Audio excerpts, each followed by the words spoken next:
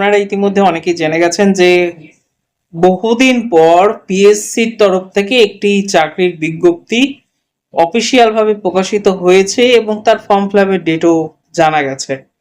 আগামী 30শে এপ্রিল থেকে form fill up শুরু হচ্ছে। বহু প্রতীক্ষিত ওয়েস্ট বেঙ্গল পাবলিক সার্ভিস কমিশনের আন্ডারে মিসলেনিয়াস সার্ভিস, এটা পরীক্ষাটা অত্যন্ত প্রেস্টিজিয়াস পরীক্ষা। বহু ছাত্রছাত্রী এই পরীক্ষায় অংশ নেয়, আর এই পরীক্ষার সহজে বলবো পাশ করা সম্ভব।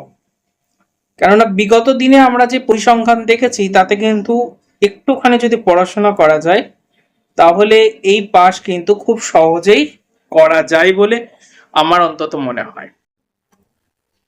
এবার প্রশ্ন হচ্ছে কিভাবে প্রিপারেশন নেবেন বা প্রস্তুতি পর্ব নেবেন যাতে খুব সহজে পাশ করতে পারেন। দেখুন, এই মিসলেনিয়াস সার্ভিস পরীক্ষার 3টে ধাপ রয়েছে।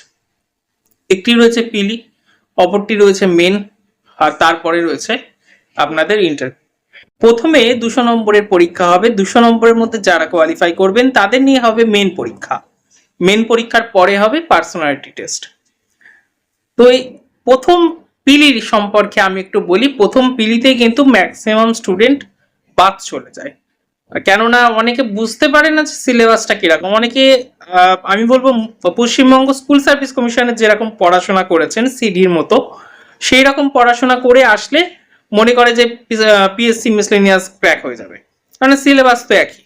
কিন্তু বাস্তব ঘটনা হচ্ছে প্রশ্নের মান অনেক বেশি উন্নত পিএসসির মিসলেনিয়াসের ক্ষেত্রে, যেটা সিডিতে হয় না। বা মাদ্রাসা সার্ভিস কমিশন আপনি যখন দেবেন তখন দেখবেন সেই পরিমাণ প্রশ্নের মান কিন্তু কঠিন নয় যে পরিমাণ মিসলেনিয়াস সার্ভিসে প্রশ্নের মান কঠিন হয় বা উচ্চমানের প্রশ্ন করা হয় বলতে পারি মিসলেনিয়াস সার্ভিসে। এবার প্রশ্ন হচ্ছে যে পিলি পার্টি হবে মিসলেনিয়াস সার্ভিস কমিশনের, সেখানে কিরকমের প্রশ্ন আসবে বা নম্বরের বিভাজন কেমন। তো এখানে জানিয়ে রাখি 150 নম্বরের প্রশ্ন থাকবে জেনারেল নলেজ থেকে, অর্থাৎ জেনারেল সম্পর্কে আপনাদের কিন্তু ভালো করে জানতে হবে। বাকি 50 নম্বর থাকবে আপনার অঙ্ক থেকে। জেনারেল নলেজের মধ্যে ইতিহাস, ভূগোল, রাষ্ট্রবিজ্ঞান, অর্থনীতি, কারেন্ট অ্যাফেয়ার্স এর পাশাপাশি আপনাকে কিন্তু প্রত্যেকটি বিষয় সম্পর্কে স্বচ্ছ এবং পূর্ণাঙ্গ ধারণা রাখতে হবে, কেননা সাজেস্টিভ পড়লে সচরাচর মিসলেনিয়াস সার্ভিস কমিশনে কোয়ালিফাই করা সম্ভব হয় না। অঙ্কের ক্ষেত্রে আমি বলবো অঙ্কটা একটুখানি ভালো করে দেখতে হবে, কেননা 50 নম্বরের অঙ্ক রয়েছে, আর অঙ্কের কিন্তু 50 নম্বরের মধ্যে পুরোটাই রয়েছে অ্যারিথমেটিক। শতকরা, লাভ ক্ষতি, সুদ কষা, সময় কার্য, সময় দূরত্ব, লসাগু গসাগু, অনুপাত সমানুপাত, সরলীকরণ ইত্যাদিগুলো কিন্তু বেশি আসে। সুতরাং এই জায়গাটায় আপনাদের একটু দেখতে হবে।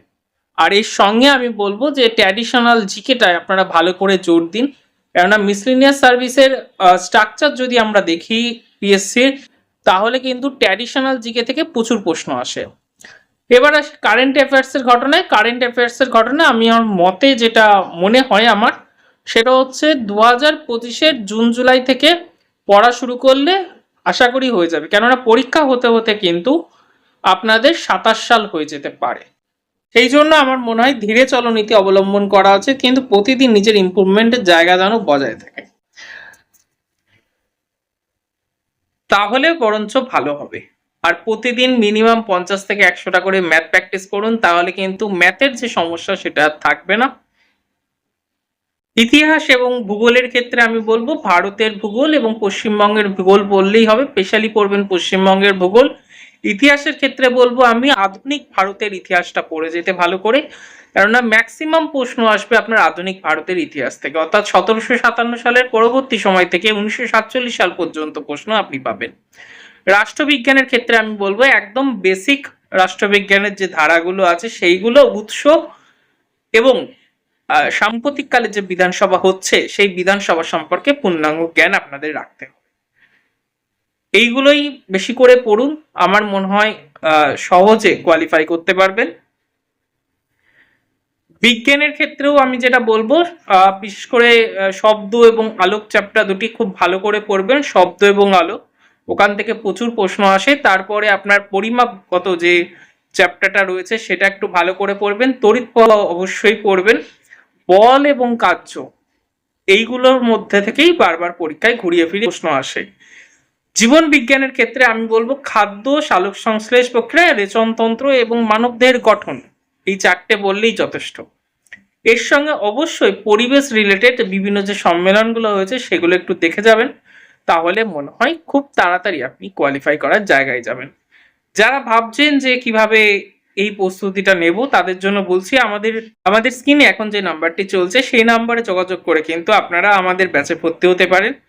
আমাদের সাজেস্টিভ মেটেরিয়ালসগুলো প্রথমে ডেসক্রিপটিভ, তারপরে রয়েছে মাল্টিপল চয়েস বা ওয়ান লাইনার। সুতরাং এখানে কিন্তু সহজে আপনি পড়াটি মুখস্থ করতে পারবেন এবং আমাদের শিক্ষক মণ্ডলীরা অত্যন্ত অভিজ্ঞ এবং প্রচুর মক টেস্ট আমাদের সুবিধা রয়েছে। আজকে এইটুকুনি আপডেট। পরবর্তী আপডেট নিয়ে আবার আপনাদের সামনে হাজির হব। এই রকম ভিডিও দেখার জন্য আমাদের চ্যানেল সাবস্ক্রাইব করুন। ভালো লাগলে লাইক করুন, কোনো প্রশ্ন থাকলে কমেন্টস করুন।